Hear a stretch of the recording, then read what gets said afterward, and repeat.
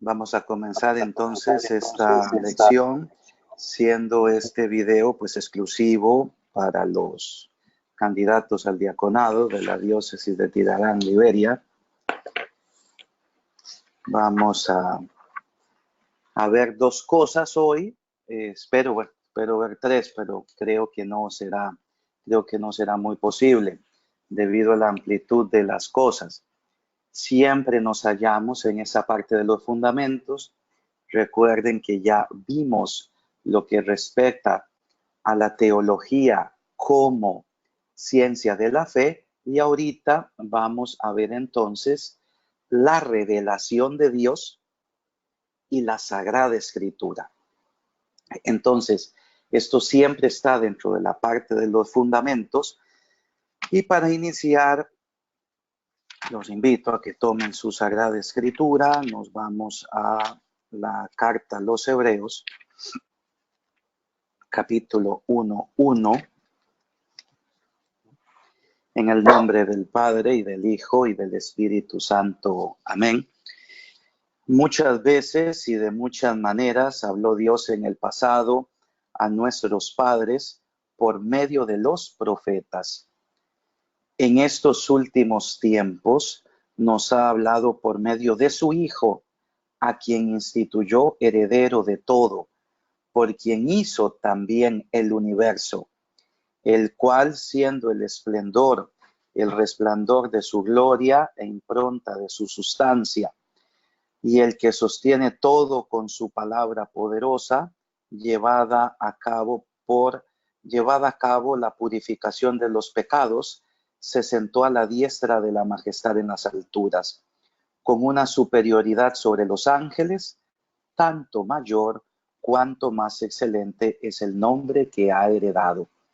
Aquí, en este texto, reconocemos nosotros esta primacía del Dios que se revela, del Dios que habla en la Escritura, del Dios que ha hablado a su pueblo y que ya en la carta a los Hebreos, el escritor sagrado, ya podríamos decir, absolutiza esa revelación única en Cristo.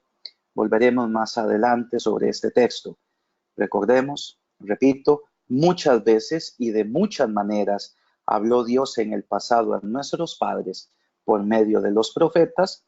Versículo 2, en estos últimos tiempos nos ha hablado por medio del Hijo, a quien instituyó heredero de todo, por quien también hizo el universo.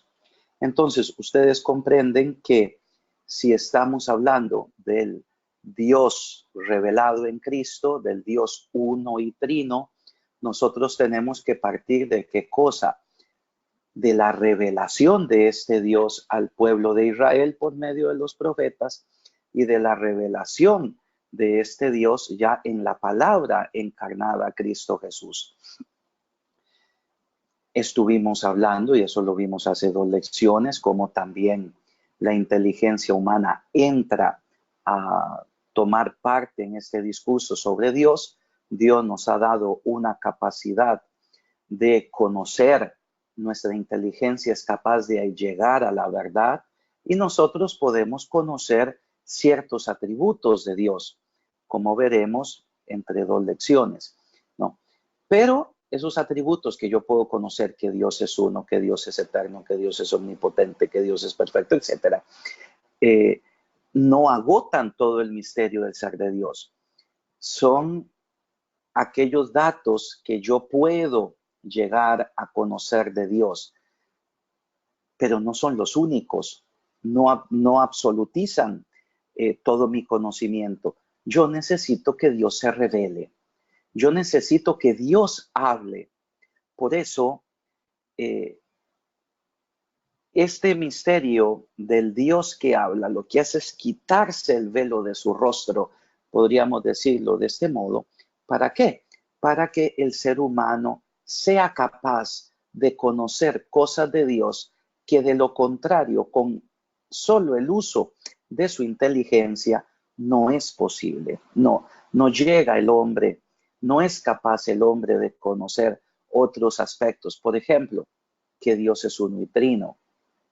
Que Dios es trino, que el Hijo de Dios se encarnó, el misterio de la gracia, el misterio de la justificación, el misterio de, por ejemplo, el misterio de la vida eterna vivida en bienaventuranza, etc. En fin, son distintas realidades que si Dios no se revela, era imposible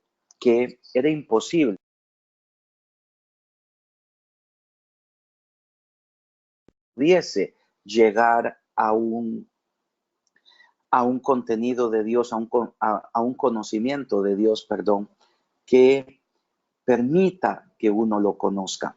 Entonces, ya hemos visto que la fe es la respuesta al Dios que se revela. Y hemos visto también cómo la teología es ciencia de esa fe. Y ahora, toda la fe de la iglesia, todo lo que yo creo de la iglesia, todo lo que yo creo de Dios, entonces tiene como fundamento la revelación. Por eso, la revelación, ¿qué cosa es? El principio de la dogmática. La revelación, ¿qué cosa es? Es ese hablar de Dios que va a permitir que yo conozca verdaderamente quién es Él. Y recordemos, ya lo hemos insistido, que este no es un conocimiento cualquiera. Engancho al texto de la primera lección de la carta a los Romanos. Es el conocimiento salvífico, es el conocimiento que lleva a que el hombre se salve. Entonces, la teología como ciencia de la fe, pues no es únicamente doctrina, no es únicamente una gramática de la fe, un estudio de la fe, sino que esta doctrina que vamos a ver en este curso, que estamos viendo en este curso de teología dogmática sobre Dios, proviene de la revelación.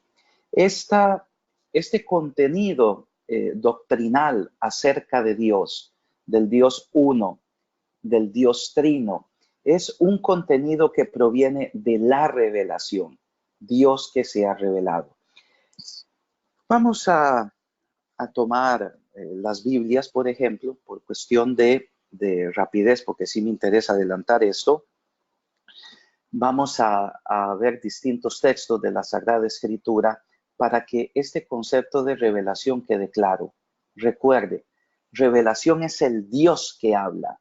Revelación es el Dios que se ha mostrado a su pueblo a través de aquellas personas que han tenido ese carisma de revelación. Y vamos a iniciar entonces en el Antiguo Testamento. En el Antiguo Testamento, si ustedes toman, por ejemplo, el Salmo 119, versículo 8, o Jeremías 33, 14, ustedes van a ver un contenido de revelación. Vamos a tomar el Salmo.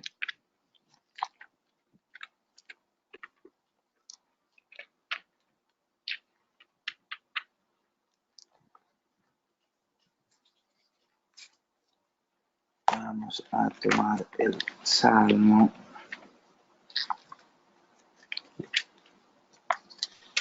Salmo 119, versículo 8.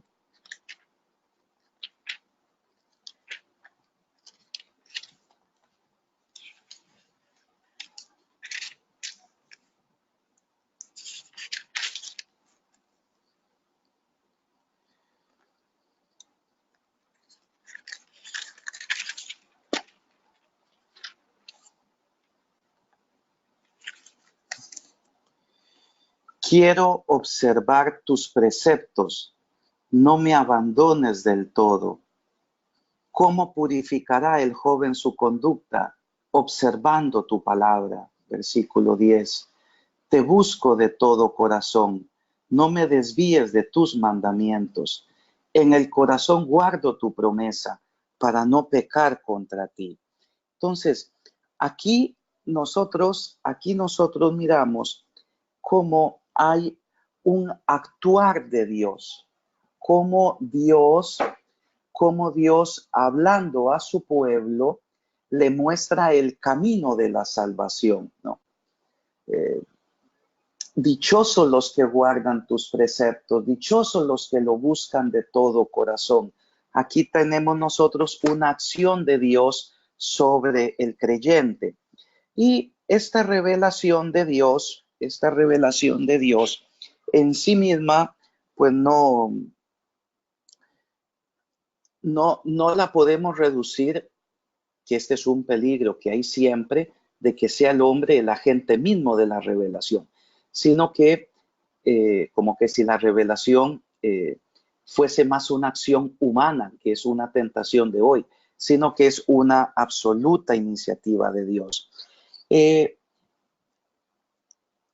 Estrictamente, entonces, la revelación de Dios es ese mostrarse de Dios a su pueblo, a los profetas, y que revela algo de su vida íntima, de su vida divina.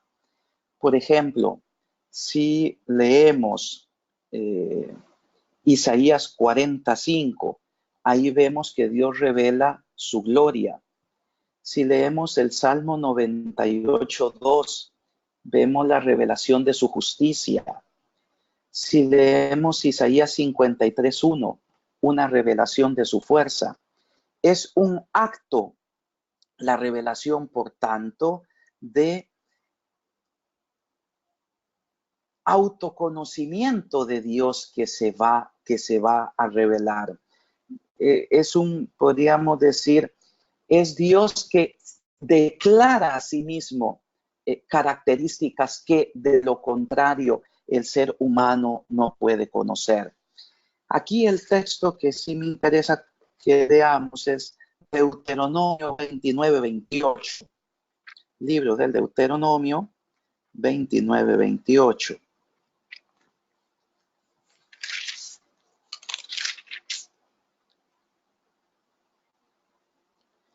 Las cosas secretas pertenecen a Yahvé nuestro Dios, pero las cosas reveladas nos pertenecen a nosotros y a nuestros hijos para siempre, a fin de que pongamos en práctica todas las palabras de la ley. Aquí nosotros pues tenemos una breve síntesis del concepto de revelación en el Antiguo Testamento, de este Dios que se automanifiesta, se autodeclara al hombre. Las cosas reveladas nos pertenecen a nosotros, porque ya Dios las ha comunicado al hombre en modo humano. Y entonces, cuando nosotros escuchamos que hay cosas escondidas en Dios y cosas reveladas a nosotros, aquí ya nosotros captamos el por qué la necesidad que Dios se revele. Se necesitaba que Dios se revelara porque el hombre, de lo contrario, no podría conocer aquello que supera su capacidad racional. El ser humano no podría de ningún modo alcanzar aquello que está escondido en Dios y que supera sus límites cognitivos, ¿no? Si leemos algunos otros textos más, yo se los doy por indicación, evidentemente, para que después ustedes ya con calma los lean, ¿no? En el Antiguo Testamento, entonces, esta revelación de Dios, este Dios que habla, ya tiene, por ejemplo, un orientamiento al futuro en el profeta Amós, capítulo 5, versículo 18, se revela que habrá un día del Señor en el futuro, que es un evento particular escatológico. También pueden leer en el profeta Daniel, del capítulo 7, versículos del 1 al 28. Por tanto, aquí que vemos nosotros la revelación entendida como un quitarse el velo de Dios. Dios que muestra incluso su plan para el hombre con el día de Yahvé, con el día del Señor. Esto ya con una atención a la escatología. Luego, nosotros tenemos también, por ejemplo, en los libros sapienciales, si ustedes toman, por ejemplo, el libro de los Proverbios, capítulo 2, versículo 6, Cogelet 2:26, tenemos también el discurso sobre la sabiduría, es decir, se personifica la sabiduría, que es el conocimiento de las cosas espirituales, y que para nosotros, pues esta sabiduría es Cristo mismo, se personifica y se añade ¿qué cosa? Que esta sabiduría de Dios es revelativa, muestra cosas de Dios que de lo contrario el ser humano no puede alcanzar. Aquí también, siempre en el Antiguo Testamento, es importante la revelación acerca de el plan de salvación de Dios, con todos los textos que se refieren al Mesías. En el Antiguo Testamento se revela qué cosa quiere hacer Dios con su pueblo. Dios quiere hacer una nueva alianza con su pueblo. Dios quiere instaurar una nueva economía de salvación. Aquí nosotros vemos entonces que en el Antiguo Testamento se muestra también, si ustedes leen, por ejemplo, Jeremías 31, aquí se muestra también cómo la revelación en el Antiguo Testamento no es únicamente a nivel de escatología, las cuestiones últimas, el día del Señor, sino también la soteriología, es decir, cómo Dios salva a su pueblo y lo quiere hacer por medio de una nueva alianza. Es muy importante también, ya desde el inicio, y esto todos los que ya han leído la Dei Verbum ya se habrán dado cuenta, cómo existe un correlativo en el Antiguo Testamento entre palabra y acción. Dios se reveló a su pueblo a través de la palabra, pero Dios se reveló a su pueblo a través de acciones que son simbólicas, es decir, que remiten a un significado más alto, a un significado que va más allá de la mera materialidad de la acción. Entonces, es importante qué cosa hasta el momento en el Antiguo Testamento, la revelación ante todo es un quitarse Dios el velo para mostrarse. Y en este mostrarse, indicar a su pueblo lo que tiene que creer, por ejemplo, que Dios es uno, cómo tiene que vivir, por ejemplo, ya la moral revelada. Ahora, si ya pasamos al Nuevo Testamento, es evidente que tenemos que volver al texto leído poco antes. El Nuevo Testamento ya trae un salto cualificativo con respecto a la revelación y que para mí es muy importante subrayar, ya que yo considero que el principal ministerio del diácono será la predicación, ciertamente el ejercicio de la caridad, etcétera, pero Dios quiera que usted tome muy en serio su futuro ministerio diaconal como un ministerio de predicación de la palabra. Por tanto, ese texto de la carta a los Hebreos 1:1 nos muestra a nosotros cómo si en el Antiguo Testamento Dios habló a través de distintos modos, a través de la palabra dada a los profetas, a través de acciones simbólicas, etcétera. En estos últimos tiempos, es decir, ya en la nueva y última economía de salvación, Dios ha hablado por su Hijo Jesucristo. Aquí nosotros tenemos un cristocentrismo de la revelación. Es Cristo el portador de la revelación última y definitiva acerca de Dios, del mundo y del hombre. Tenemos aquí como en Cristo Dios agota todo lo que tiene que decir.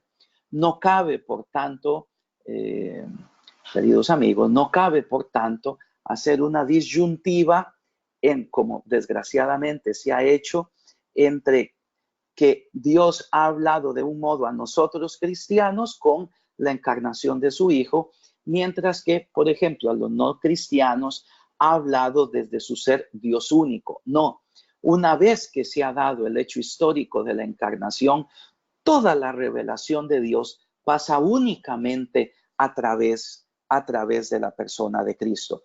Cristo, por tanto, es el único, verdadero y propio revelador del Padre, ¿no? Podemos leer, por ejemplo, que este es un texto fundamental, Mateo 11:27. San Mateo 11:27.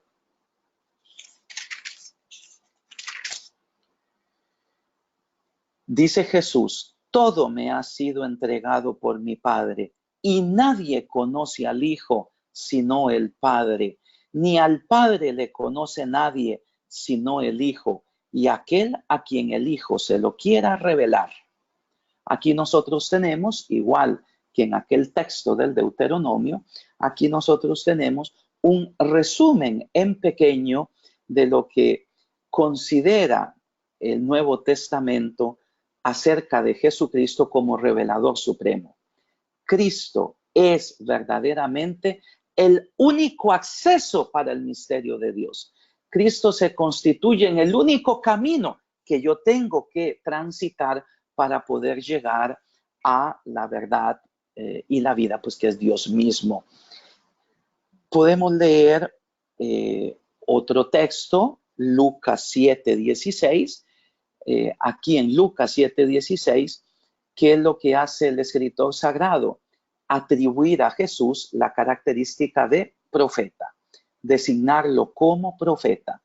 Así como los profetas eran los hombres en el Antiguo Testamento de la palabra de Yahvé, así en el Nuevo Testamento, siendo Cristo este revelador definitivo, se le atribuye el ser profeta. Un gran profeta ha nacido entre nosotros y Dios ha visitado a su pueblo. Lucas 7:16. Si nos vamos al Evangelio de San Juan, aquí en el Evangelio de San Juan, esta característica del Nuevo Testamento está ya mucho más enfatizada. Jesucristo en el Evangelio de San Juan, siendo el último de los evangelios, Jesucristo se constituye como, por ejemplo, en Juan 1:18, es el único que ha visto el Padre, es el único que lo ha revelado. Leemos el texto: a Dios ninguno lo ha jamás visto, sino únicamente su Hijo unigénito, que está en el seno del Padre. Él lo ha revelado. Si nosotros, por ejemplo, vamos a Juan 2:11, vemos cómo al final del relato de las bodas de Caná, se dice que Jesús, a través de ese milagro, manifestó, reveló su gloria, ¿no? Y es la gloria de Cristo como Hijo único. Entonces, tenemos en el Nuevo Testamento un nuevo elemento significativo con respecto a este hablar de Dios a los hombres, con respecto a este revelarse de Dios, el hecho de Jesucristo mismo, su encarnación. Si nosotros nos vamos ya a los otros escritos del Nuevo Testamento, ahí pueden ver, aquí podemos ver ya un paso más adelante. En los evangelios, el Señor Jesús revela el reino de Dios, revela a su Padre. En los escritos posteriores, nosotros tenemos la revelación ya sobre la persona misma de Jesucristo, sobre quién es aquel que murió en la cruz. Entonces, Eh, Podríamos decir que el acento en el resto de textos del Nuevo Testamento, exceptuando los evangelios, está puesto sobre Jesús mismo. Aquí podríamos leer textos como Romanos 3, 21, 24 y 16, 25, Gálatas 1, 15 y siguientes, Efesios capítulo 3, por ejemplo, Primera de Timoteo 3, 16, Segunda de Timoteo 1, 10.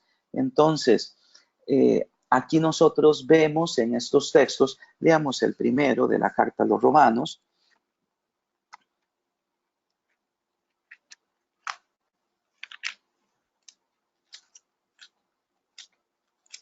Romanos 3, 24.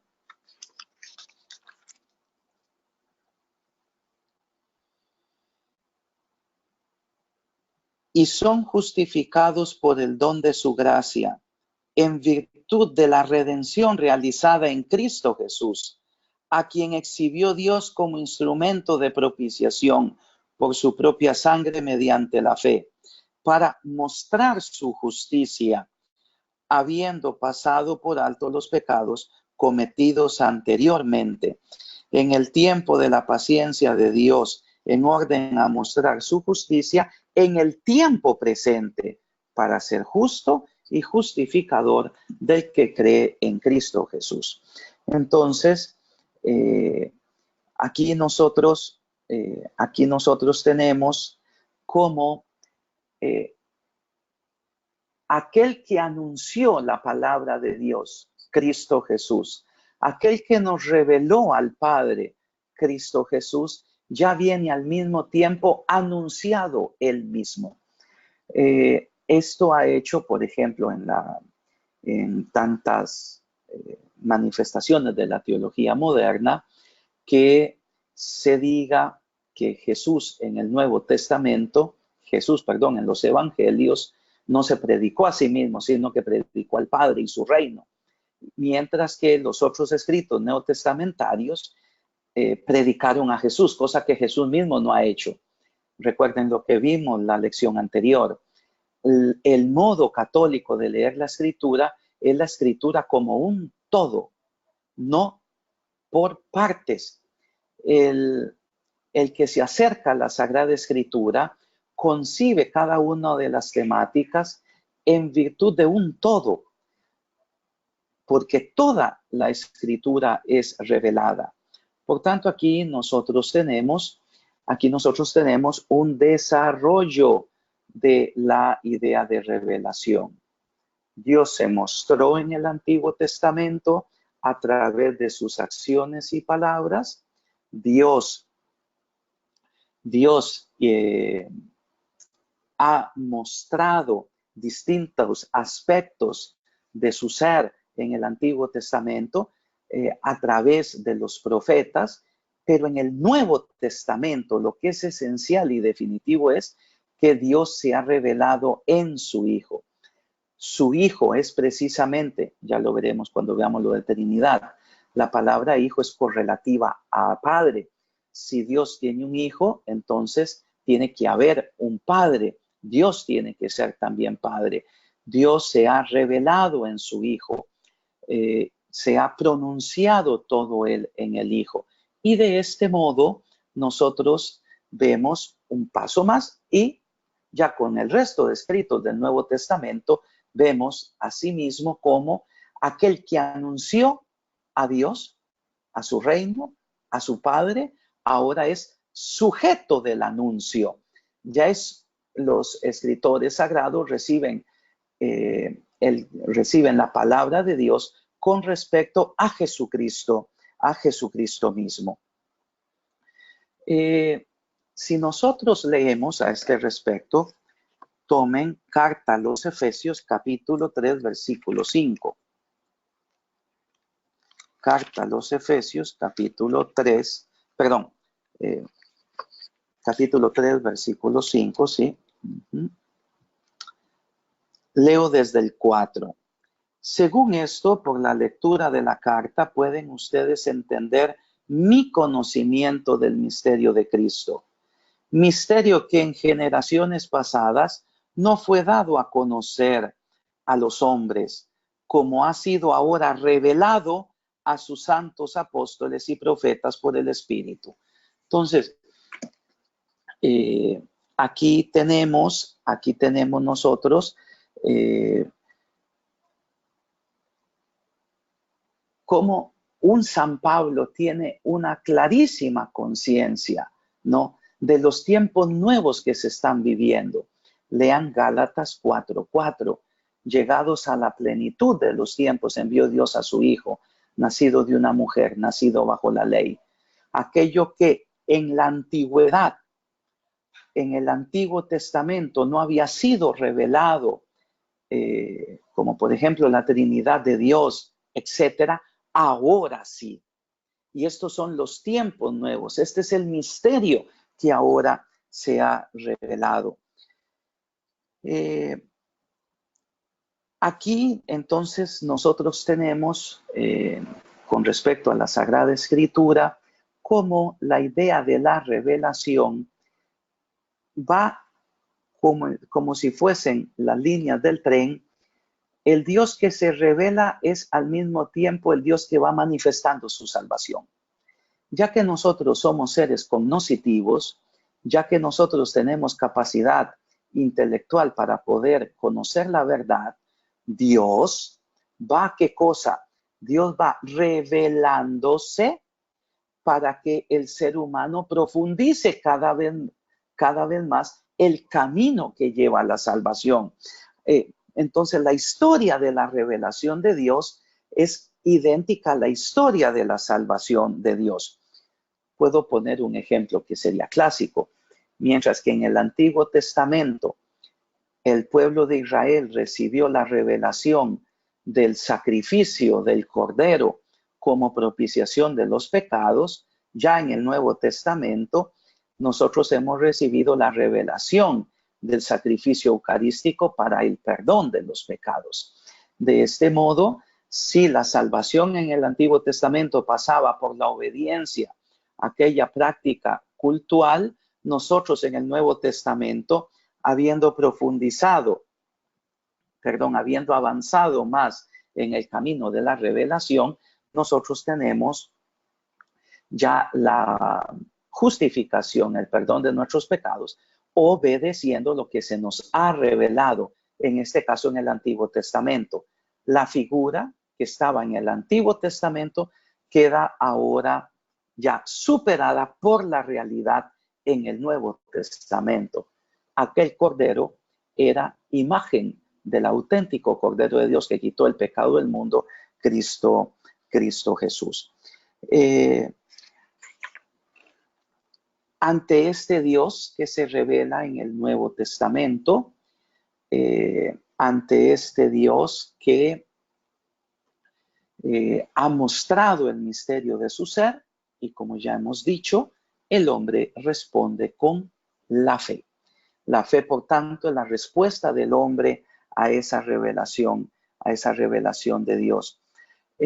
Si ustedes toman la segunda carta de San Pablo a los Corintios, capítulo 10, versículo 6, se habla de obediencia de la fe y cómo la fe queda también sujeta a la obediencia de Cristo, como en la segunda carta a los Corintios, capítulo 5. De modo que el creyente pueda asumir ¿qué cosa? La luz de la revelación, el contenido de la revelación. Y esto lo podemos leer porque es muy importante, siempre pensando en ustedes, en cualquier cristiano, pero en esta característica, este matiz particular del diaconado como el hombre de la palabra, aquel y la predica. Leamos entonces segunda carta a los Corintios, capítulo 10, segunda carta a los Corintios, capítulo 10, versículo 6.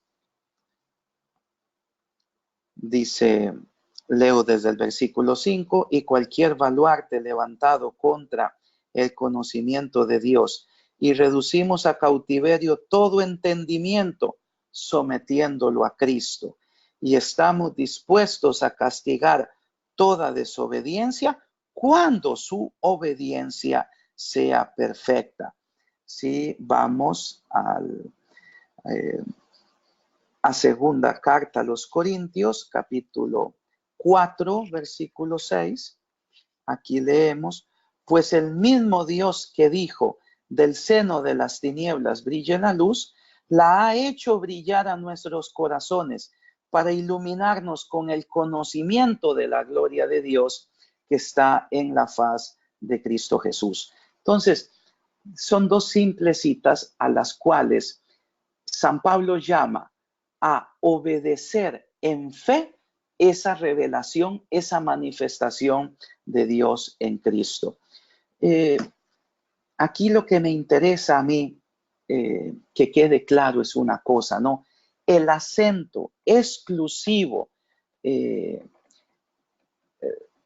un San Pablo, por ejemplo, el acento exclusivo que brota de todo el Nuevo Testamento, de que es en Cristo que la revelación de Dios tiene su palabra verdadera y definitiva.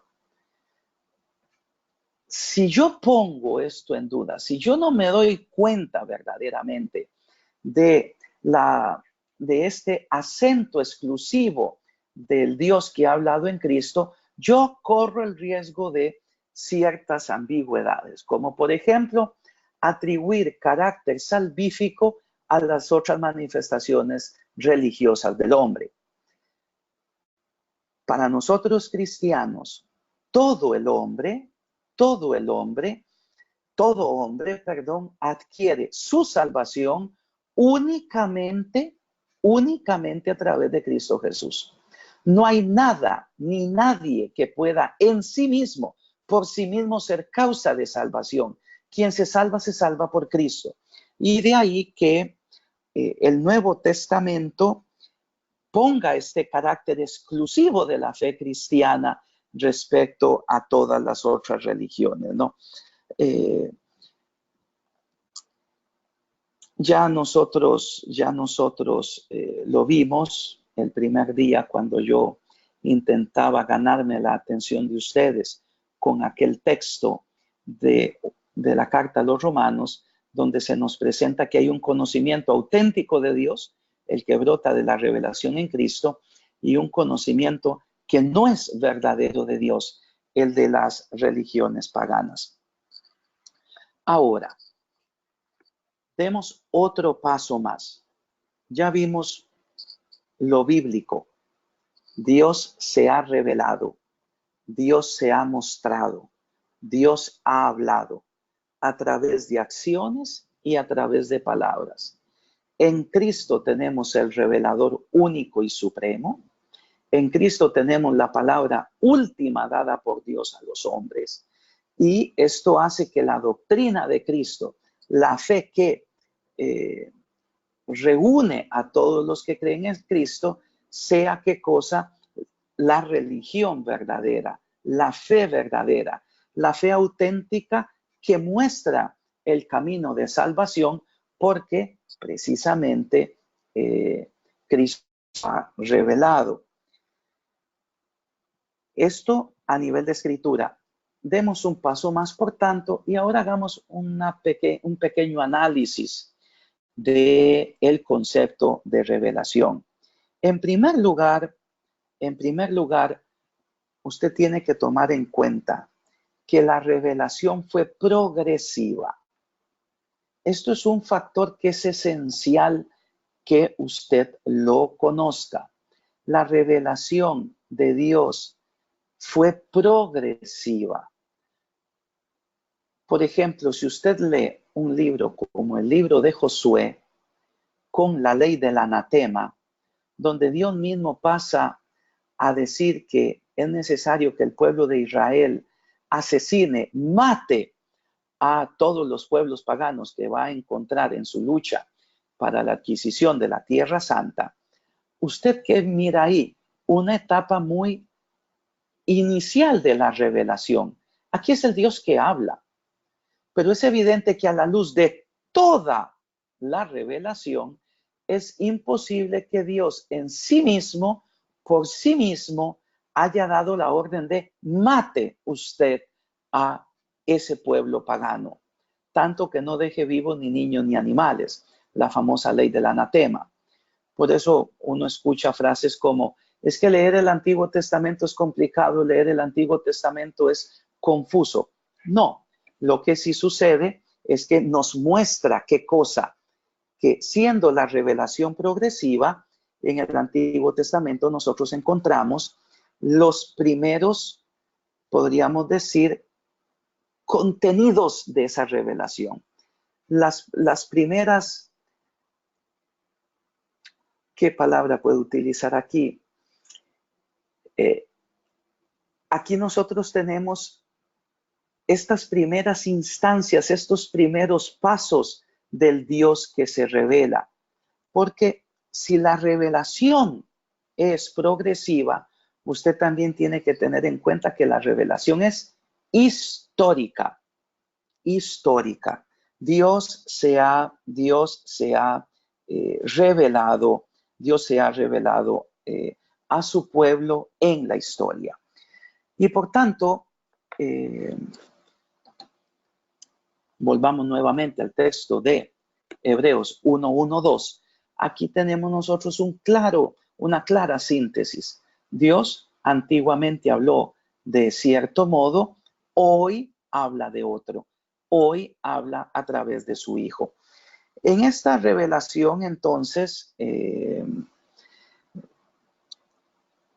esta revelación que es progresiva y que es histórica, pretende ¿qué cosa? Pretende a nosotros mostrarnos esa relación de amor de Dios con el ser humano.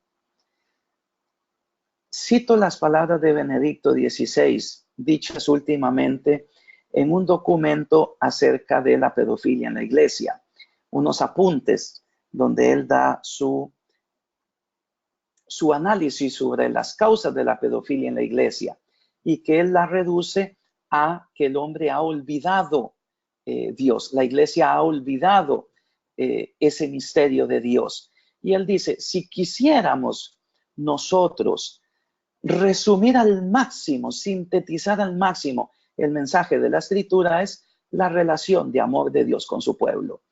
En esa historicidad de la revelación, Dios se fue adaptando al ser humano, siempre llevándolo en medio de los errores que el ser humano ha cometido en ese entender a Dios, lo ha ido llevando a qué cosa? A que conozca de Dios para con él. Esto me permite decir otra tercera característica de la revelación. Recuerde que la revelación, siendo dirigida a nosotros los seres humanos, la revelación implica que tiene que pasar por nosotros. O sea, Dios no se reveló a los ángeles, que tiene un conocimiento distinto al nuestro por medio de la palabra y de acciones. Pero con nosotros sí, porque nosotros conocemos a través de los sentidos. Nosotros necesitábamos, por tanto, ¿qué cosa? Que Dios nos hablara en modo humano. Y esto fue lo que hizo Dios, adaptarse al modo humano de conocer, con los peligros que esto implica. Por eso, la revelación tiene un decisivo componente antropológico, porque la revelación va a pasar a través del ser humano que la recibe. Entonces, el hombre creado a imagen y semejanza de Dios, porque tiene inteligencia y voluntad, recibe en su inteligencia y va a abrirse a través de su voluntad a ese Dios que se revela.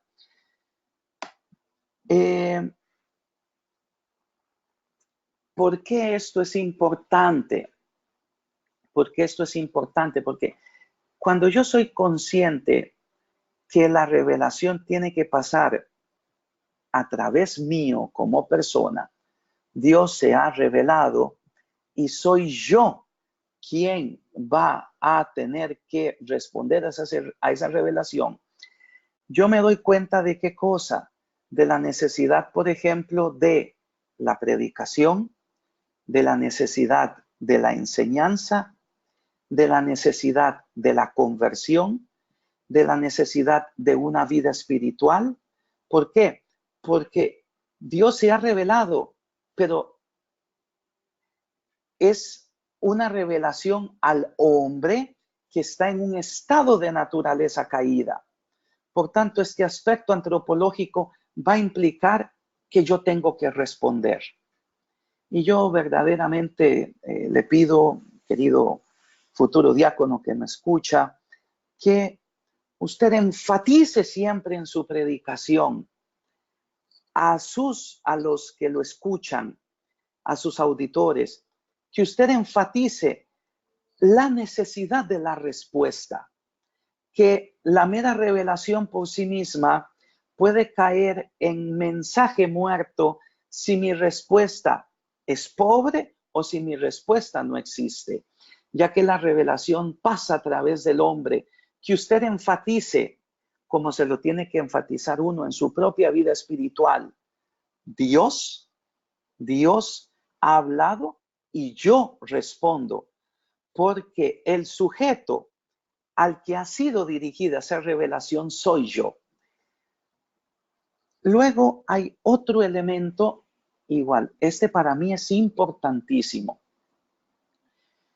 Hoy es un elemento de la doctrina de la revelación que está muy desacreditado. Si ustedes quisiesen leerlo, yo sé que ustedes tienen mucho que leer, yo no se los voy a pedir, pero ojalá ustedes leyeran el documento de la Congregación de la Doctrina de la Fe, Dominus Iesus, del año 2000. Aquí se acentúa el carácter definitivo de Cristo como revelador del Padre. Y esa sería la cuarta característica de este análisis, ¿no? Ya hemos visto la historicidad de la revelación, hemos visto el progreso en la revelación, ya vimos, subrayamos el aspecto antropológico de la revelación y ahora es el aspecto de lo absoluto de la revelación en Cristo. Lo absoluto de la revelación en Cristo. Hoy por el uso de medios de comunicación, porque vivimos en un mundo globalizado, esto se tiende a ¿qué cosa? A negar, sino que se atribuye también a las otras religiones el mismo carácter salvífico que tiene el cristianismo. Esto a la luz de la fe católica, tal cual la entiende, tal cual ha sido enseñada por el magisterio, es erróneo. La característica absoluta de salvación la tiene el cristianismo, porque es Jesucristo el Salvador, el Redentor, ¿no? La salvación de los no cristianos, la salvación de la persona que ha apostatado de Cristo, pues pasa a través de la rectitud de su conciencia.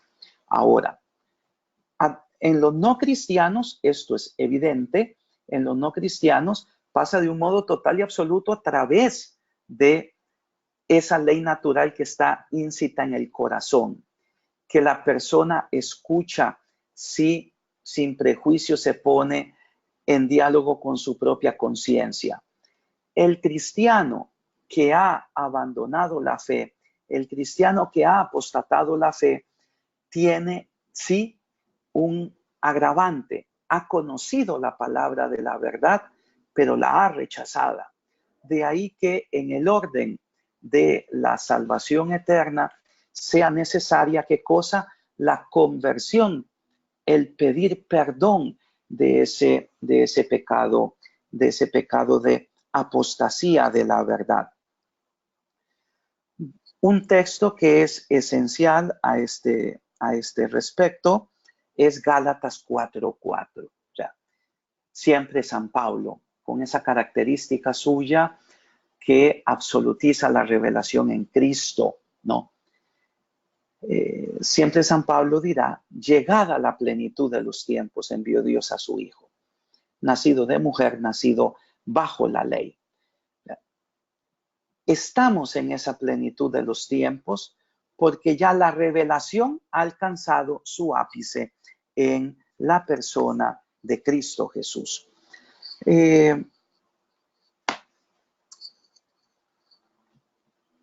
Estas 4 características son las que yo deseo que usted se aprenda. Aquí la pregunta que yo le dejaría a usted para un futuro examen, cuando lleguemos a eso, es presente las 4 características del concepto católico de revelación. Su carácter progresivo, su carácter histórico, su recepción antropológica y el carácter absoluto de la revelación en Cristo. Con esto usted puede responder tantas preguntas que su interlocutor en un futuro ministerio diaconal le puede hacer. Como esa que ya dije, esta de ¿por qué Dios en el Antiguo Testamento mandó a matar? O bien, ¿por qué yo no puedo atribuir una causa de salvación en las otras religiones? O bien, ¿por qué es necesario una espiritualidad de escucha de la palabra? ¿Por qué es necesaria la conversión, etcétera? ¿Por qué? Por la característica que la revelación está transmitida al hombre. Paso a otro punto, siempre con respecto a la revelación, que es importante. Esto es un poquito más técnico, pero no es difícil, ¿no? A lo largo de la historia de la teología, pues era claro el concepto Dios ha hablado, Dios se ha revelado. En Cristo se alcanzó el ápice de esa revelación. La palabra se hizo carne. Cristo es el único que ha visto al Padre y por tanto es el único que lo revela. Siendo la doctrina cristiana, en la enseñanza de Cristo, causa de salvación. Bien, nosotros en la época moderna, a partir del siglo XVIII, tenemos ya una inmanentización de la revelación. Ya se quiere ¿qué cosa? Se comienza a pretender tímidamente, paulatinamente, una racionalización de aquello que se cree. Como he dicho, siempre en la historia de la teología, hasta la época moderna, con el siglo XVIII, se aceptaba, digamos, pacíficamente este dato. Dios ha hablado y ha transmitido un mensaje y a través de sus acciones ha mostrado también la verdad de su ser. Pensemos la muerte de Cristo, que para nosotros es sacrificio por el pecado. Pues bien, ya comienza a, esto sobre todo en el ámbito alemán, ya se comienza ¿qué cosa? A reducir la revelación a una revelación natural, ¿no? De modo que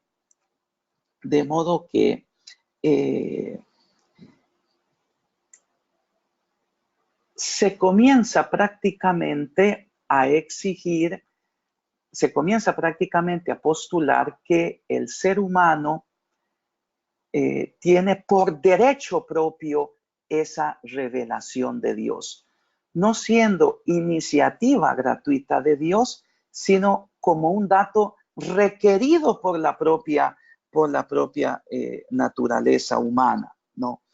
Y esto ¿qué cosa implica? que se reduce la revelación a el contenido racional.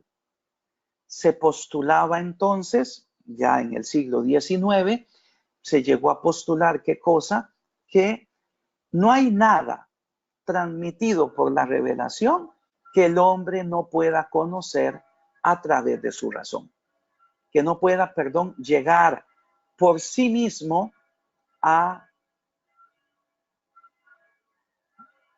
que me están confundiendo las campanas porque hay funeral. En el siglo XIX se llegó a postular entonces que la revelación no contiene nada que el hombre no sea capaz de llegar por sus propias fuerzas. Esto, pues, como ya lo hemos visto anteriormente, no es así.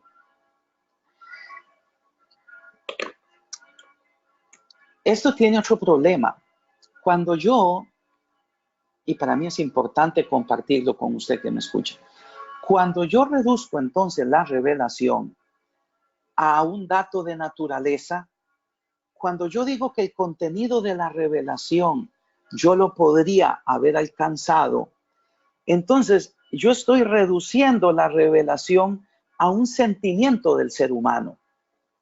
Estoy reduciendo la revelación a el ser humano que quiere una cosa u otra. Ya no hay esa revelación objetiva, sino que se subjetiviza el dato que Dios ha hablado, donde todos nosotros lo sabemos y lo podemos ver hoy claramente en una temática tan difícil como la temática afectivo-sexual, ¿no? ¿Cómo estamos imbuidos de esto? Aunque Dios haya dicho que hay una manera de vivir nuestra afectividad y de vivir nuestra potencia sexual, yo lo reduzco con mis propias categorías a lo que yo quiero y yo paso a ser ley de mí mismo. Yo paso a ser verdad de mí mismo. Por eso es esencial, ¿qué cosa? Que yo me dé cuenta como en este último periodo, o sea, siglo XVIII, siglo XIX, siglo XX, hay estos esfuerzos ¿para qué? Para que la revelación pase a través del ser humano casi como recreándola, de modo que sea yo quien ya pueda, de cierto modo, decir cómo se debe vivir, porque soy yo quien determina qué cosa se debe creer. Repito, esto es lo más anticatólico. Aquí, hermanos, entonces hay que damos un último paso, ¿no? La iglesia va a reaccionar ante esto, ¿no?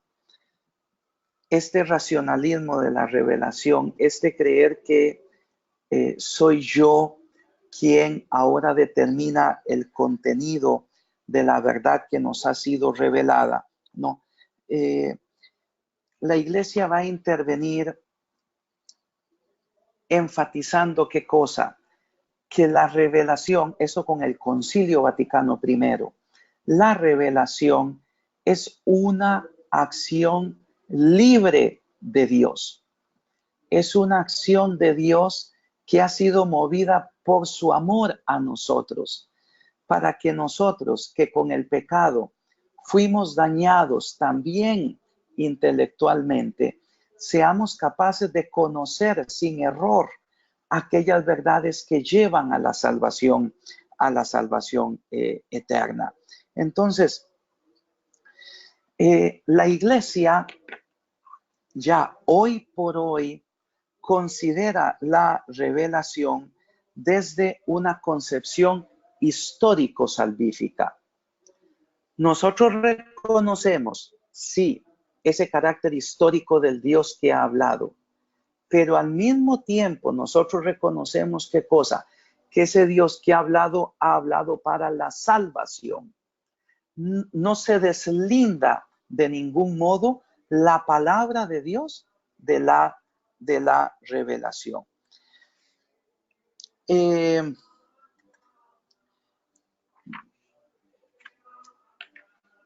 Aquí, bueno, hago un paréntesis. Es curioso que se inicie un funeral con Alegre la Mañana, ya ven. Esto de hablar a esta bendita camarita a veces es un poco complicado, y con ese canto pues sí ya le gira a uno la cabeza. Para ir terminando esto de la revelación, yo lo invito a que usted pueda leer del Concilio Vaticano I, la Constitución Dei Filius, ¿no? En esta constitución dogmática del Concilio Vaticano I, nosotros tenemos, ¿qué cosa? Un dato fundamental. El hombre ciertamente es capaz de conocer algo de Dios. Para el hombre es posible llegar a un conocimiento de Dios con sus fuerzas naturales. Pero esto no basta. Se necesita que Dios hable. Entonces, ante aquellos que quieren reducir la revelación a un dato de naturaleza, el concilio dice, sí, el ser humano puede conocer algo de Dios, pero no es suficiente. Se necesita que Dios muestre los otros aspectos de su ser, a los cuales por nuestro modo de conocer nosotros no llegamos. Hay por tanto, el Concilio Vaticano I presenta esta revelación como un hablar de Dios. Dios que habla y el hombre que escucha. Y el contenido de esto, de este Dios que habla, el contenido de aquel mensaje que comunica, son sus misterios. Y esto los comunica para que el hombre, conociéndolos, pueda salvarse. Con el Concilio Vaticano II y la Constitución dogmática,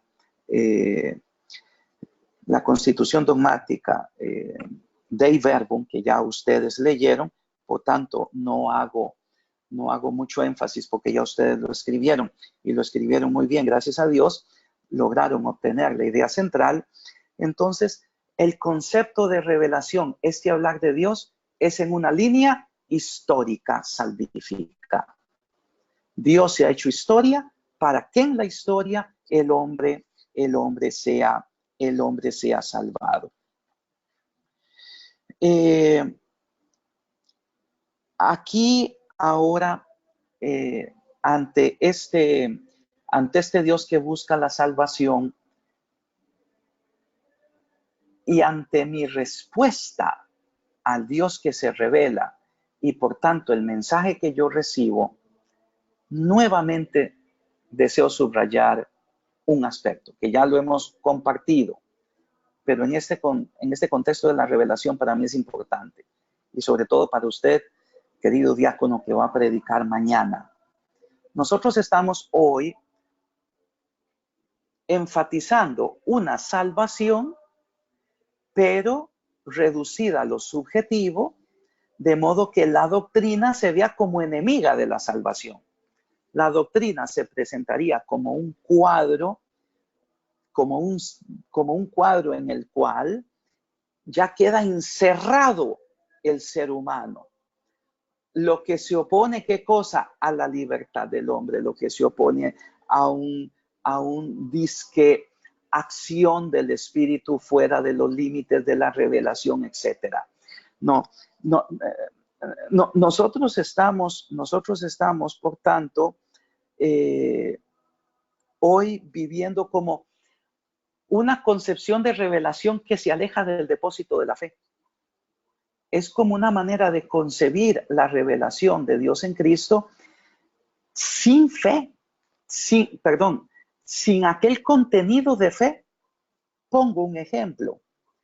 Usted tiene una masa ingente de bautizados que no practican el culto. Y el principal acto de culto que podemos tributar a la Trinidad, que es el santo sacrificio de la misa. Y si usted pregunta, las personas simplemente van, en medio de las posibles respuestas, las personas simplemente van a reducirse a qué cosa, a yo no quiero, cuando tengo ganas, quizás no es importante, etc. Ven, no importa que Dios haya hablado, no importa que esa revelación yo la haya recibido, no, porque lo que importa es lo que yo quiero. Entonces, es un modelo de revelación muy extendido hoy en el cual el interlocutor cristiano ya se convierte en instancia última de aquello que debe creer y de aquello que debe practicar. Uno lo ve, por ejemplo, también con la facilidad con la que a uno le dicen, no, yo paso del catolicismo a cualquier movimiento sectario porque allá me siento bien o se adapta mejor a lo que yo siento o creo que tiene que ser la verdad. Por eso, tenemos nuevamente, y esto yo siento que es importante, no subjetivizar jamás el evento de la revelación a lo que yo siento, a lo que yo creo, a las modas del momento, no, sino que yo me remita siempre a esa revelación de Dios contenida, transmitida a nosotros en la Sagrada Escritura y la Sagrada Tradición, y ahí funde yo mi respuesta de fe. No en lo subjetivo, sino en lo objetivo de la fe de la Iglesia, ¿no? Las últimas cosas con respecto a esta doctrina de la revelación que yo quisiera subrayar sería con la Constitución Dei Verbum, ¿no? Entonces, en la Constitución Dei Verbum se acentúa el evento de salvación de Dios, ¿no? El evento de Dios que busca salvar cuando revela, ¿no? Luego se acentúa la acción del Espíritu Santo en esa revelación, junto con la acción de Cristo. Podríamos decir, es la revelación en Cristo por medio del Espíritu Santo, la revelación vista como un evento trinitario. Aquí se subraya las acciones y palabras. La Dei Verbum en esto es clara, la revelación transmitida en acciones y palabras, que viene transmitida oralmente, luego puesta por escrito y que luego la Iglesia tiene como instancia última la indefectibilidad en su entendimiento.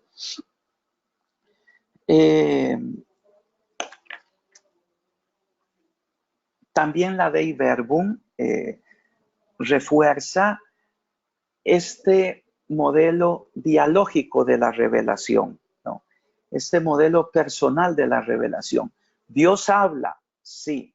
Dios habla a su pueblo, sí.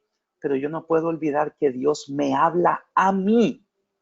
Es un diálogo entre Dios y yo, donde Él habla y yo escucho, y donde yo, como persona libre, respondo a ese Dios que se revela. Nuevamente, enfatice esta verdad cuando usted predicará. Lleve la gente a que siempre se confronte con la palabra de Dios que ha recibido. Termino con lo siguiente. Esta autorrevelación de Dios, esta automanifestación de Dios es hecha por amor al ser humano. Dios se ha Dios se ha revelado. Y no es por un cúmulo de verdades de doctrina, no. Es que nosotros, debido a la manera como conocemos, necesitamos la doctrina para pensar y pensando dar a la voluntad el contenido de aquello que es nuestro bien. Por eso, Dios habló en modo humano para que el hombre humanamente pueda entender lo que lleva a la salvación.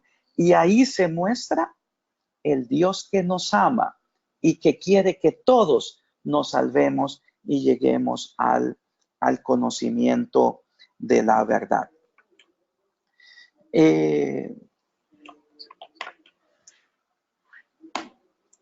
Una posible pregunta, por tanto, que yo les haría, no, ya vimos, no diga esas 4 características de análisis del concepto de revelación, pero yo le quisiera también plantear la posible siguiente pregunta: ¿por qué no es posible el modelo subjetivo de la revelación? Es decir, cuando soy yo quien se constituye como criterio de verdad y por tanto como criterio de actuación. Muy bien, aquí cierro lo de la revelación. No sé si tienen alguna pregunta, si hay Padre algo Henry, que yo pueda contestar, ¿sí? ¿me la puede volver a repetir la pregunta, por favor? La pregunta es, ¿por qué es admisible?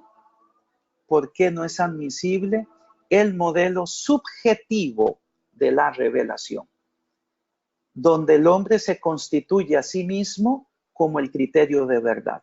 ¿Por qué no es admisible? ¿Por qué un católico, no puede, eh, por qué un católico no puede practicar ese modelo? Tanto menos, pues, un eclesiástico que se supone que es siempre uno que está en escucha constante de la palabra. Porque yo no puedo reducir la revelación a lo meramente subjetivo. Esa sería la pregunta. ¿Algo más? ¿Alguno que tenga alguna pregunta?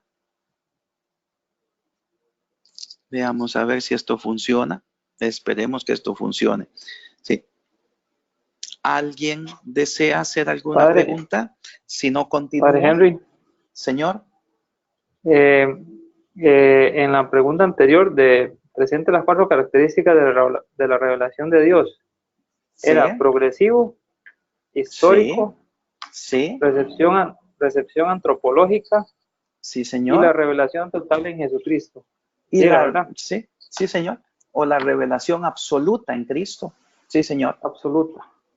Sí. Ese es el Ok. carácter absoluto de la revelación en Cristo.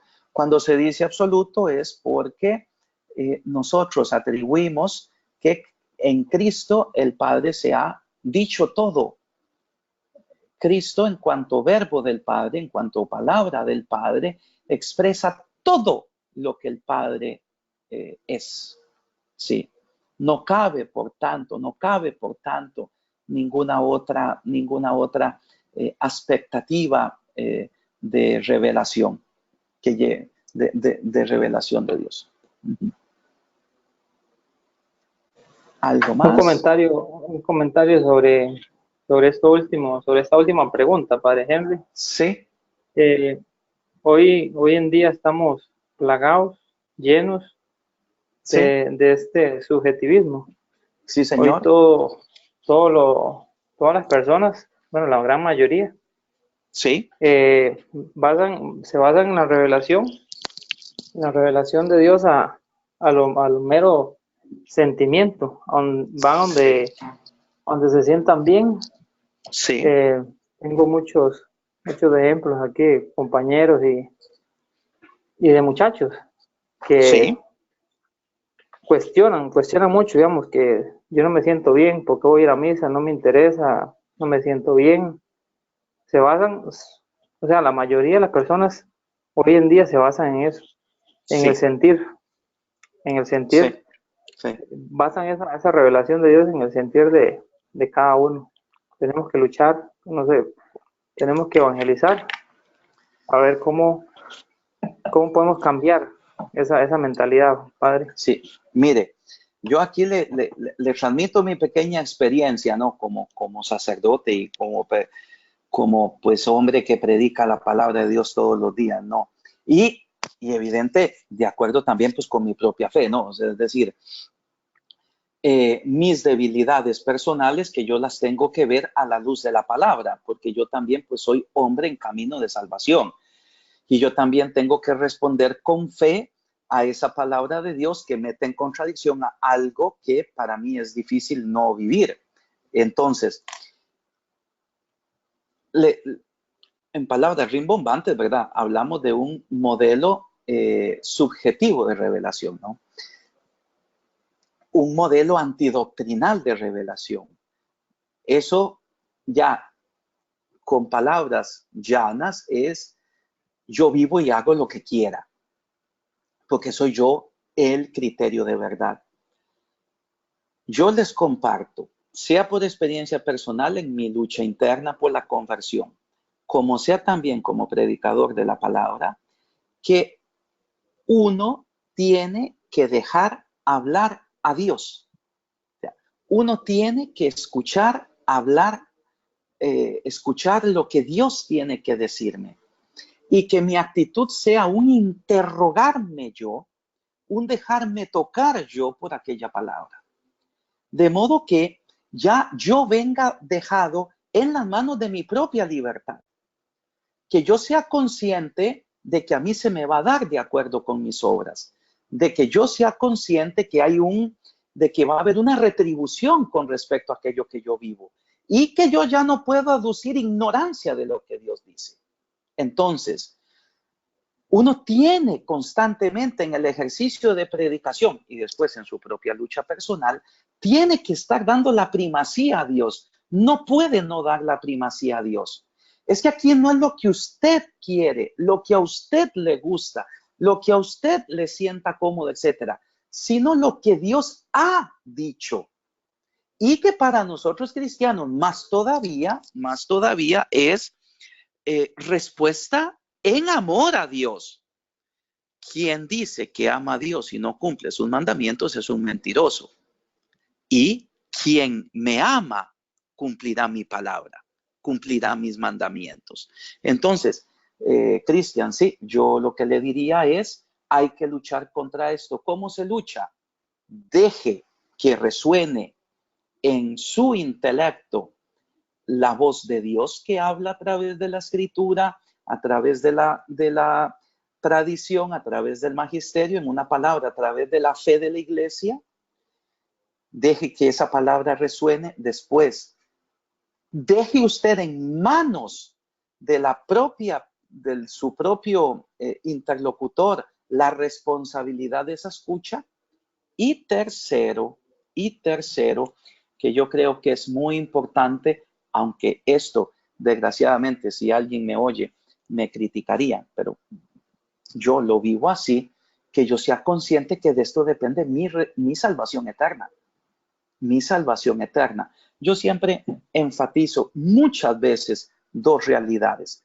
Dios es el creador y Dios es el redentor. Por tanto, Dios es quien sabe lo que es el ser humano. Yo no lo sé. El creador sí lo conoce, yo no lo sé. Por tanto, es Dios quien con su palabra lleva la plenificación de la verdad sobre el ser humano. Va a llevar a que yo quede absolutamente realizado en mi humanidad. Él me lo indica, yo no. Pero además Dios es el redentor, es decir, Dios es quien sabe lo que es pecado, yo no lo sé. Él sí, porque es quien me ha salvado. Por tanto, yo no soy quien le dice a Dios qué cosa es pecado, qué cosa no es pecado, qué cosa beneficia al ser humano o qué cosa pertenece a la esencia del ser humano, hoy con cuestiones como ideología del género, etcétera, sino que es Dios quien me dice lo que es ser hombre, Dios quien me dice lo que es ser pecado. Son las tres cosas, Cristian, que yo compartiría, ¿no? Que hay que luchar contra esa mentalidad, sí, Por eso nosotros estamos viviendo hoy como en un ateísmo práctico. Decimos que creemos, pero no practicamos aquello que creemos. Y contra esto hay que luchar. Definitivamente, contra esto hay que luchar. Si no se lucha contra esto, nuestros templos van a quedar vacíos. Además, aquí, bueno, otro dato subjetivo. Para mí, o sea, es decir, esto lo digo yo con base en lo que yo conozco de fe cristiana. Recordemos, o sea, la conversión, incluso en su primer estadio, la conversión en su primer paso, es un movimiento de la gracia de Dios. Yo no me convierto, es Dios quien me convierte. Es toda una acción de Dios y del hombre. Pues bien, cuando ya no hay predicación de la fe verdadera, cuando ya la misma iglesia, cuando digo iglesia en este caso me refiero al eclesiástico particular, ya no tiene la fe de la iglesia, ya no predica la fe de la iglesia, ya tiene otra cuestión que quizás sea hasta contradictoria con la fe, el Espíritu Santo no suscita conversión. Esto es una desgracia.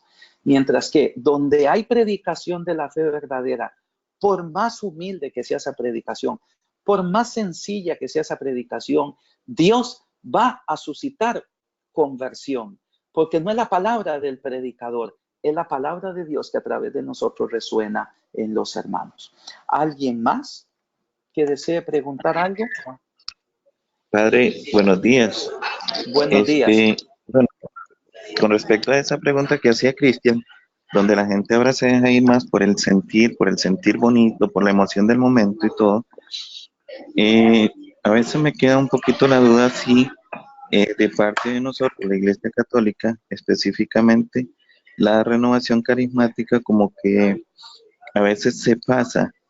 O sea, se pasa en el sentido de que como que no hay un análisis más claro de lo que se pueda estar haciendo, sino que se dejan llevar más por la emoción, por el momento, y a veces tienden como a perderse un poquito de lo que debería ser un mensaje más claro con respecto a lo que se quiera hablar en ese momento de Dios, a lo que Dios quiera transmitir, y dejar como, no sé, es que a veces no sé si es una apreciación muy mía, no sé si me estoy enredando o me está entendiendo la pregunta, de que debería centrarse más como en un mensaje más específico sin tanta bulla, por ponérselo así de fácil. Comprende.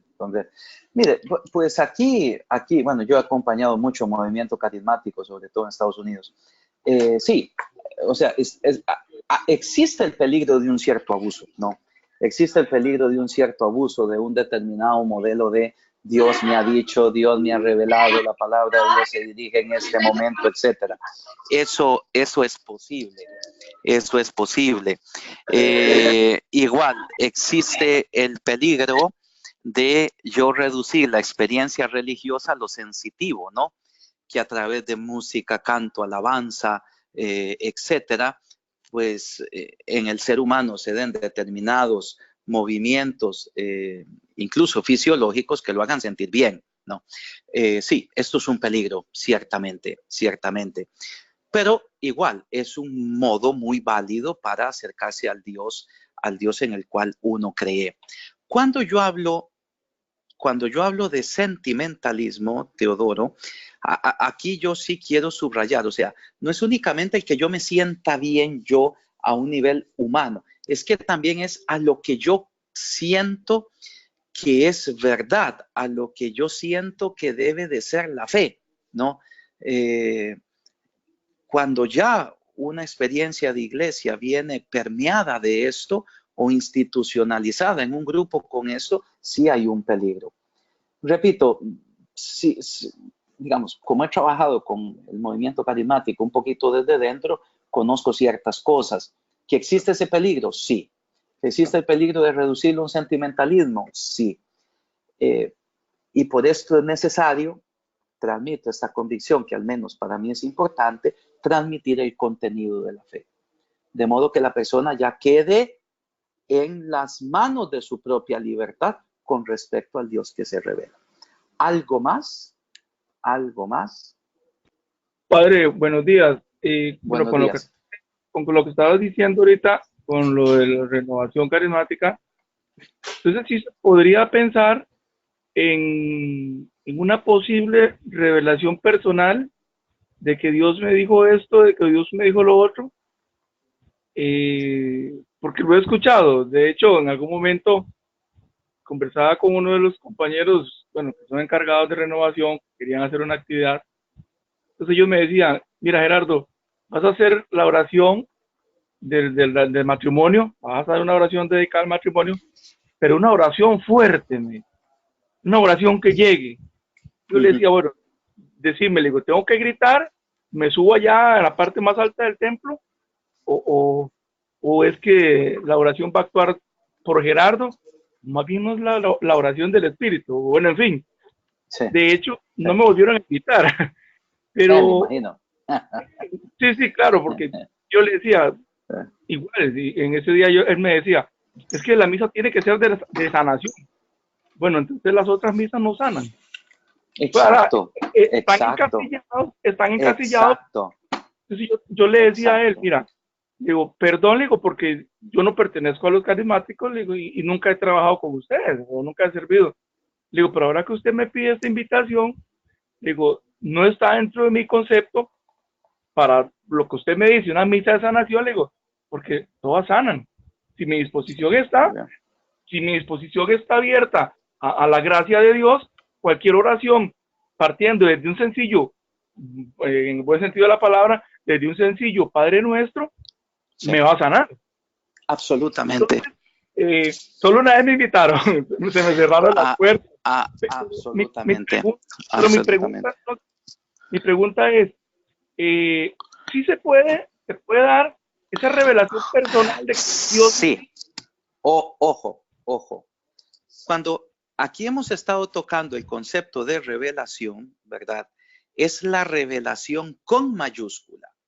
El hecho de este automanifestarse de Dios, este develarse de Dios, este Dios que ha hablado.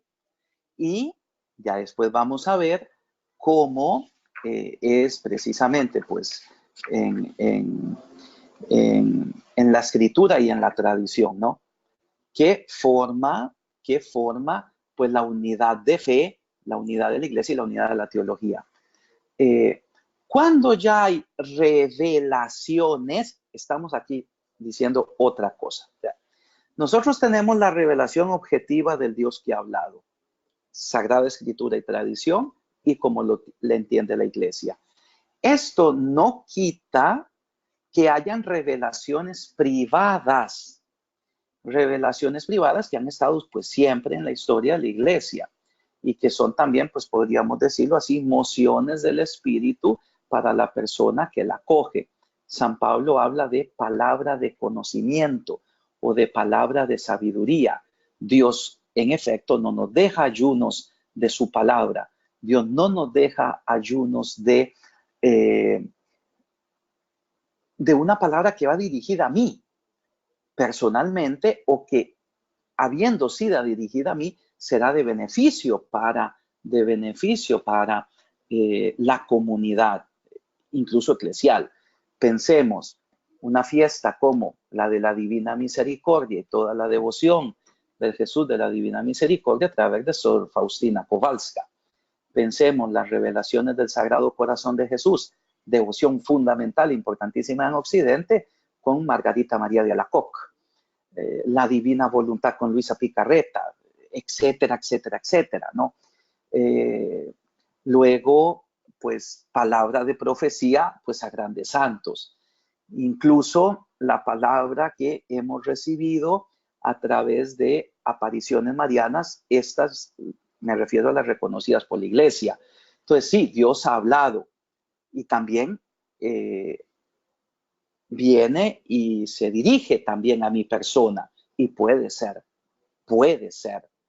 pero siempre esto, yo ya tengo que tener mucho cuidado a que no contraríe la revelación pública, esa revelación de Dios tal cual la entiende el magisterio de la iglesia. No, la fe, así como la tenemos nosotros, es el criterio de discernimiento. no viene jamás puesta en duda por una revelación privada. Por ejemplo, si un mañana alguna persona recibe esta palabra, como sucedió en Italia hace poco, es que he recibido de parte del Señor que hoy la Eucaristía no está siendo válidamente consagrada por los sacerdotes. No puede ser. No puede. ¿Y por qué usted lo recibe? Es que yo lo he recibido. Otra persona me recuerdo que me dijo, es que yo he recibido en revelación que existe reencarnación, etcétera. Entonces, ¿es posible que Dios hable? Sí. Se basa en la espiritualidad de las mociones del Espíritu. Dios no nos deja ayunos de su palabra, incluso una palabra dirigida a mí. También Dios ha hablado a su iglesia a través de grandes santos y santas, a través de apariciones marianas reconocidas. Sí, es posible. Pero esta revelación nunca puede poner en entredicho, puede poner en duda la fe tal cual nosotros la conocemos. Por ejemplo, ahorita está habiendo un fenómeno que se le atribuye a la Virgen María, donde prácticamente se presenta una iglesia sin jerarquía, sin estructura jerárquica. Eso pues ya hace que quede absolutamente, que sea absolutamente rechazable dicha supuesta aparición. ¿Algo más? Madre mía, cómo va el tiempo ya. Bendiciones, Padre. Gracias, igualmente. Bendiciones, Padre. ¿Aló? Sí. Aquí está don Hernán y está don Teodoro al mismo tiempo, los dos. Sí. Vamos a ver quién habla primero. Ok, me mando yo creo. Bueno. No, volviendo a lo mismo, y quizás no sé si él va a hacer la conexión. Estamos hablando que Dios también da un sentido antropológico a su revelación. Sí, señor. Pienso que hay un pasaje que me llama la atención. San Pablo decía que él se hacía griego con los griegos, judíos con los judíos, gentil con los gentiles. Hablando acerca de cómo él trataba de expresar el mensaje de Dios dependiendo del grupo con el que estuviese. Sí. Yo pienso que, digamos, estas manifestaciones, que carismáticos, que esto y que lo otro, los seres humanos podemos tener más propensión o más facilidad, por decirlo de alguna manera, para abrirnos a la revelación de Dios que de otra forma. Y quizás Dios, dentro de su misericordia, puede valerse de distintas formas para llegar a lo mismo, que es revelar el único mensaje que conocemos, pero valiéndose de esas particularidades del ser humano, que hay algunos que siendo más intelectuales les entra por ahí, y algunos quizás siendo un poco más emotivos les entra por ahí, pero al final de cuentas es el mismo mensaje que los lleva a la salvación. Sí, comprendo. Sí, o sea, Dios nos llega, ¿cómo decir? O sea, no hay un único modelo para yo relacionarme con Dios, hay tantos, ¿no? Hay tantos posibles, e incluso esto viene marcado de la cultura, me atrevería a decir incluso el clima. No es lo mismo la pastoral en zonas frías que en zonas calientes, esto es indiscutible. O si ustedes van a un país como Alemania, con las características culturales de ellos, a un país como República Dominicana, con las características culturales. Entonces, estoy de acuerdo, Dios no nos llega a todos del mismo modo. Estoy de acuerdo, hay diversidad de modos para acercarse al misterio, estoy de acuerdo, eso lo vemos en la música. No es lo mismo el canto gregoriano que el canto gospel, no es lo mismo el canto carismático, por decir, que un canto de piedad popular. O sea, por poner pequeños ejemplos, estoy de acuerdo. Ahora, recordemos que el peligro está en que yo reduzca la fe a lo que yo siento, a lo que yo creo, de modo que ya yo me alejo del modelo de revelación entendido como comunicación de una verdad, me alejo también de la iglesia entendida como madre maestra, como aquella que interpreta de modo infalible la palabra, ¿no? Me alejo de este modelo de revelación, digámoslo, objetivo para centrarme en lo subjetivo. Estoy de acuerdo, Dios nos llega a todos y hay distintos modos. Usted acaba de enfatizar, pero en todos estos modos se revela a Dios, sí. Entonces, y Dios muestra su amor y sus ganas de salvación, sí, completamente de acuerdo. Pero enfaticémoslo, que esto sea también objetivo, porque llegará un momento donde lo subjetivo desaparecerá. Abro un paréntesis, yo creo que ya el tiempo ha pasado, pero paciencia. Abro un paréntesis. Recuerden que en teología mística se maneja el concepto de la noche oscura de la fe. Cuando Dios va a purificar el movimiento de fe de una persona, lo purifica quitando todo, absolutamente toda consolación sensible, de modo que el alma queda como perdida en el ejercicio de su fe. Ya no siento nada, ya no experimento nada, ya no hay motivo de gozo en nada. Todo lo contrario, es como noche, como oscuridad. Pero ahí es donde se purifica ese movimiento para que quede Dios y no más Dios. El hombre desaparece ante la inmensidad de este Dios que se revela para que el movimiento de mi fe sea cada vez más puro. Sintetizo, estoy de acuerdo, así como somos distintos en personalidad, así también son distintos los modos. El peligro siempre está presente de que yo reduzca la fe a lo subjetivo y por tanto siempre enfatizar la parte objetiva de la fe. Don Teodoro creo que era el que iba a hablar, me parece. Sí, padre, bueno, para no robarle más tiempo, tal vez la pregunta mía con relación a las revelaciones privadas, porque inclusive la iglesia como que no ha querido aceptar lo de Medjugorje y Con Garabandal. mucho gusto. Claro, pero claro. si gusto lo vemos en la clase presencial, pero es una... No, pero que esto es, don Teodoro, no es tan difícil de responder y lo respondo rápidamente. Bueno, el fenómeno de Garabandal, que lo conozco, sí, ciertamente es muy evocativo, es muy llamativo.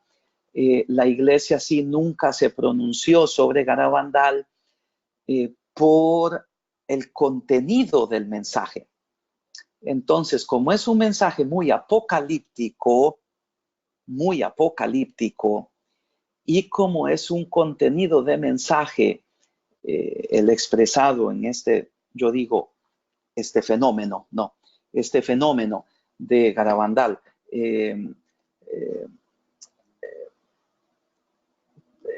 es un mensaje que acentúa también la apostasía, que acentúa infidelidad de los clérigos, etc.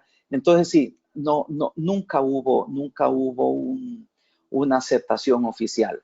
Usted me podría decir, bueno, pero Padre Pío dijo que sí, etcétera, y además están los videos que son inequívocos sobre los éxtasis, comuniones que se transfiguraban en la lengua de videntes, etcétera. Sí, pero repito, la iglesia como aquella que es el criterio último de discernimiento ha dicho no. Y repito, basado, al menos en Garabandal, sí, basado en la gravedad del mensaje, o sea, en la materialidad de lo que ahí se transmitió. Si pasamos a Medjugorje, aquí la iglesia no puede dar una palabra. Primero, el fenómeno no está concluido. O sea, el fenómeno continúa.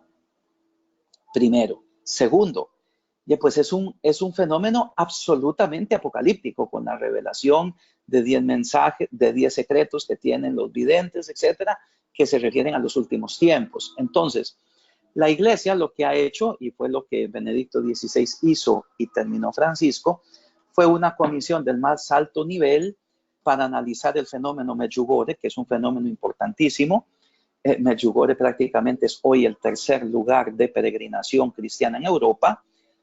Ese lugar es un pueblo que tiene más camas de todos los Balcanes, que cualquier otro lugar de los Balcanes. Son decenas, centenares de miles de personas que van, decenas de miles de sacerdotes, etc. Yo tuve la experiencia de ir y yo lo que quería era confesar, y sí, pues es impresionante. Pero aquí, repito, la iglesia no puede dar una palabra. Y lo que hizo Papa Francisco, que terminó lo iniciado por Benedicto XVI, fue para mi pobre concepto lo más prudente, decir, no hay ningún problema en las peregrinaciones. No hay ningún problema en las peregrinaciones. Los cristianos, los católicos pueden seguir peregrinando en Medjugorje. No hay mayor dificultad. Si no, sí creo yo, siguiendo lo que leí de un gran católico italiano, Vittorio Messori, se corría el riesgo de un cisma pastoral. Pero respondo, en el caso de Garabandal no se podía decir un sí, imagino, debido a la materialidad de los mensajes, que son absolutamente apocalípticos, pero en Medjugorje, no solamente por lo apocalíptico, pienso yo, sino también porque es un fenómeno abierto. Es un fenómeno abierto. Y que además, en la dinámica de ese fenómeno, cuando el fenómeno ya, digamos, la Virgen no hable más allí, se pasaría a acontecimientos últimos. Por eso la iglesia no puede dar una palabra definitiva sobre el fenómeno. Bueno, ya son las 9:47, si no me equivoco, y ya estarán ustedes listos. Pues les agradezco. Perdonen nuevamente porque no es que me habitúo mucho a ver ese bendito punto nomás. Sobre todo al inicio me es muy difícil. Al menos después ya me estoy acostumbrando. Pero bueno, muchas gracias por la atención y después vemos ya lo de la escritura y lo de la tradición. Dios les bendiga, que pasen feliz fin de semana. Dios le bendiga, Padre, muy enriquecido.